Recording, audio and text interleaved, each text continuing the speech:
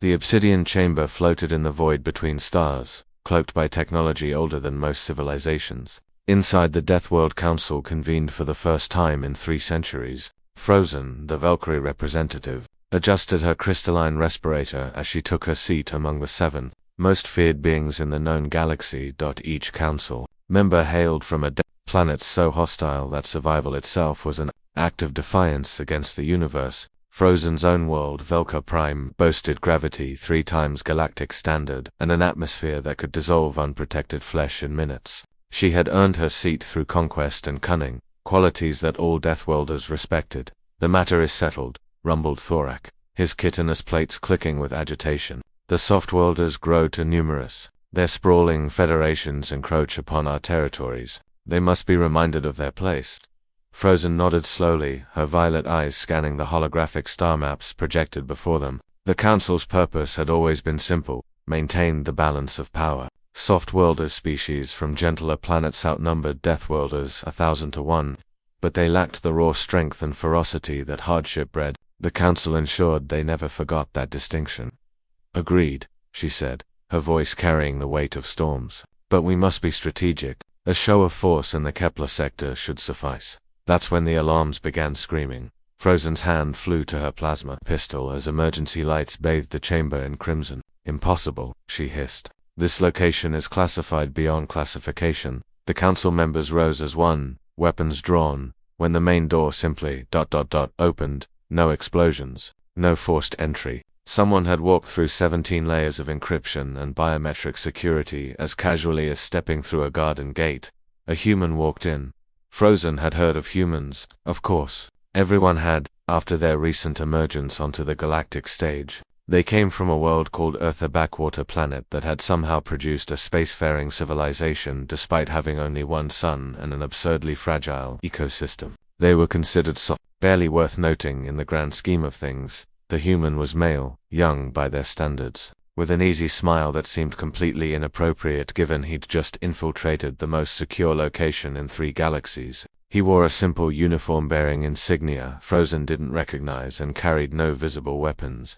"Sorry for the intrusion," the human said, raising his hands in a placating gesture. "Name's Finch. Lieutenant Commander Finch, Earth Coalition Navy. I'm here to discuss your upcoming, what did you call it, show of force." Thorak moved first, his massive frame surprisingly quick as he lunged toward the intruder. Frozen had seen him tear through reinforced bulkheads. The human should have been paced.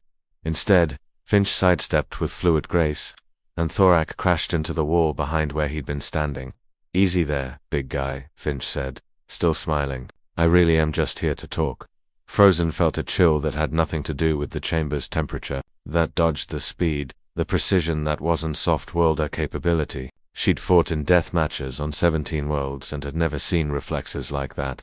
"How did you find us?" she demanded, her pistol now aimed at center mass. "Oh, we've known about this place for about 6 months," Finch replied conversationally. "Nice security, by the way. Took our AI almost 3 whole days to crack it. Earth sends its compliments to whoever designed your quantum encryption. 3 days. Systems that had taken centuries to develop cracked in 3 days." Frozen's mind raced through the implications. "Impossible," she repeated, but her voice lacked conviction. Finch pulled out a small device and projected data into the air between them. Frozen's breath caught. Detailed intelligence on every council member, their worlds, their military capabilities, their secret meetings going back decades.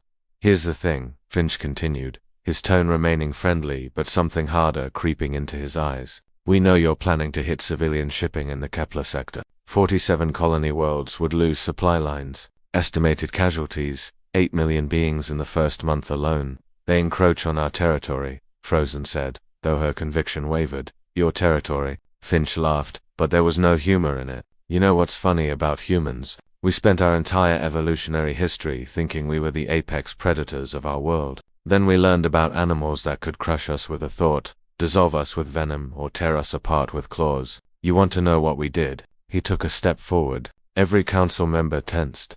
"We hunted them anyway. We turned our weaknesses into advantages. Our fragile bodies. We built tools. Our poor senses. We developed technology. Our physical limitations. We learned to think 3 moves ahead."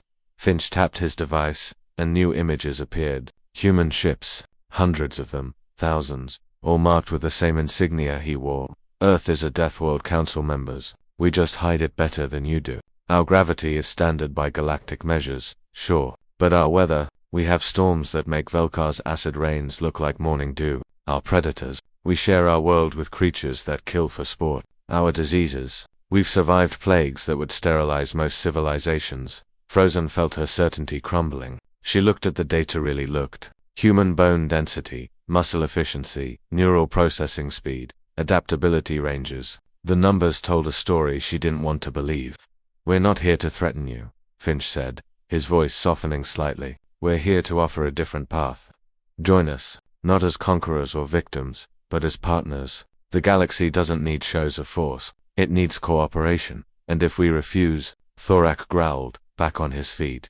Finch's smile vanished entirely. Then you'll learn why Earth's ancient military philosophers wrote that the greatest victory is winning without fighting. You'll never see us coming, never know how we beat you, and never understand why you lost. The silence stretched for long moments. Finally, Frozen lowered her weapon. I believe, she said carefully, we should hear Earth's proposal. As Finch began outlining a new vision for galactic cooperation, Frozen realized the balance of power had already shifted. The Council had spent centuries being the toughest predators in the room. They'd forgotten that on true Deathworld's survival required more than strength, that it required evolution. And humanity, it seemed, had never stopped evolving.